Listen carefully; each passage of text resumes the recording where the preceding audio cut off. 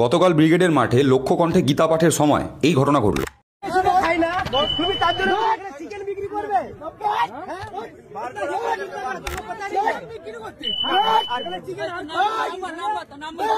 দেখুন, আমরা সবাই জানি যে একজন অন্ধভক্তই দেশের জন্য অনেক বড় বিপদ। সেখানে কাতারে কাতারে অন্ধভক্ত জমা হয়েছিল ব্রিগেডের মাঠে। সুতরাং যেখানে অন্ধভক্ত সেখানে তো বাওয়ালি হবেই। ধর্মান্ধ অন্ধভক্তদের দল ভিড় করে ঘিরে ধরে একজন প্যাটিস বিক্রেতাকে এইভাবে হেনস্থা করছে। কেন না, এই প্যাটিস বিক্রেতার দোষ হচ্ছে গীতা পাঠের ময়দানে এসে চিকেন প্যাটিস বিক্রি করা। প্রথম কথা হচ্ছে, যারা গীতা পাঠ করতে গেছে তারা না হয় নিরামিষ খাচ্ছে, কিন্তু তাই বলে তো গোটা রাজ্যবাসী নিরামিষ খাবে না, তাই না? আর দ্বিতীয়ত, যেখানে বলি প্রথা আমাদের হিন্দু ধর্মেই রয়েছে সেখানে চিকেন প্যাটিস নিয়ে এত সমস্যা। হিন্দু ধর্ম সহিষ্ণুতা শেখায়, আর এই সহিষ্ণুতার পরিচয় দিচ্ছে ধর্মপ্রাণ অন্ধভক্তদের দল। এই দৃশ্য দেখার পর এবার আমারও মনে হচ্ছে যে পশ্চিমবঙ্গের ডেমোগ্রাফি বোধহয় সত্যি সত্যি এবার বদলাচ্ছে। না না, বাংলাদেশ হচ্ছে না, উত্তরপ্রদেশ হয়ে যাচ্ছে আস্তে আস্তে এই রাজ্যটা।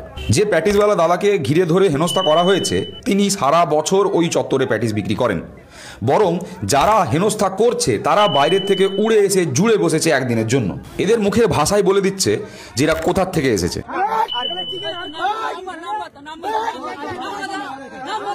আমি একটা কথা বুঝতে পারি না যে এদের এত সাহস কি করে হয়। আমরা তো দুম করে একটা অন্য রাজ্য গিয়ে তাদের রাজ্যের মানুষকে এইভাবে বিরক্ত করতে পারি না, তাদেরকে হেনস্থা করতে পারি না। তাহলে উত্তরপ্রদেশ বিহার থেকে যারা আমাদের রাজ্যে আছে তারা আমাদের রাজ্যের মানুষদেরকে এইভাবে হেনস্থা করার সাহসটা পায় কি করে? পুলিশ প্রশাসন কেন কোনো পদক্ষেপ গ্রহণ করে না? এই যে প্যাটিসওয়ালা দাদার সাথে ঘটনাটা ঘটেছে, এখন অবধি কিন্তু আমাদের কাছে কোনো খবর নেই যে প্যাটিসওয়ালা দাদার কোনো অভিযোগ গ্রহণ করেছে কলকাতা পুলিশ। হিন্দু ধর্মের দান দক্ষিণা বলে একটা ব্যাপার আছে, হ্যাঁ, হয়তো এই সমস্ত অন্ধভক্তের দল সেসব জানে না, আর ডেফিনেটলি জানে না, এটা নিয়ে কোনো সন্দেহ নেই। এই যে প্যাটিসওয়ালার প্যাটিসগুলো মাটিতে ফেলে দেওয়া হলো, এরপর খালি হাতে তাকে বাড়ি ফিরতে হবে। হয়তো তার বাড়িতে ছোট ছোট ছেলে মেয়ে আছে, তাদেরকে খালি পেটে ঘুমোতে হতে পারে। সুতরাং যেখানে ধর্ম কারোর মুখে খাবার তুলে দিতে পারছে না, সেখানে একজনের মুখের খাবার কেড়ে নেওয়ার অধিকার কি রয়েছে যে কোনো ধর্মের? তাহলে এবার এই প্রশ্নটা ওঠা স্বাভাবিক যে কিসের গীতা পাঠ, কিসের ধর্মপ্রচার? আবার ওই প্যাটিসওয়ালার নাম জিজ্ঞেস করা হচ্ছে। আচ্ছা, এই প্যাটিসওয়ালার নাম যদি আব্দুল বা সেলিম হতো তখন কি হতো?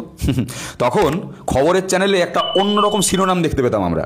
আর শুধুমাত্র এই একজন হকার নয়, লক্ষ্য কণ্ঠে গীতা পাঠের দিন যে সমস্ত হকাররা ওই ব্রিগেডের মাঠে ছিলেন, হয়তো কেউ মুড়ি বিক্রি করছিলেন, কেউ ছোলা বিক্রি করছিলেন, কেউ শশা বিক্রি করছিলেন, প্রত্যেককেই এইভাবে বিরক্ত করা হয়েছে, হেনস্থা করা হয়েছে কোনো না কোনোভাবে।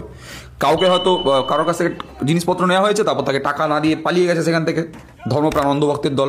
আমি গতকালই একটা ভিডিও করে বলেছিলাম, এই কতগুলো সংস্কৃত শব্দ শ্লোক পড়ে নিলেই গীতা পাঠ হয়ে যায় না। গীতাতে যেগুলো লেখা রয়েছে তার মানেগুলোও বোঝানো উচিত। বিশেষ করে এই সমস্ত অন্ধভক্তদের তো ঘট খালি, ধর্মকর্ম করতে এসে অপকর্ম করে যাচ্ছে।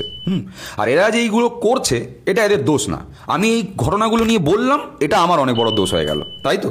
বাকি আপনাদের এই বিষয়টা নিয়ে কি মতামত কমেন্ট বক্সে অবশ্যই জানান।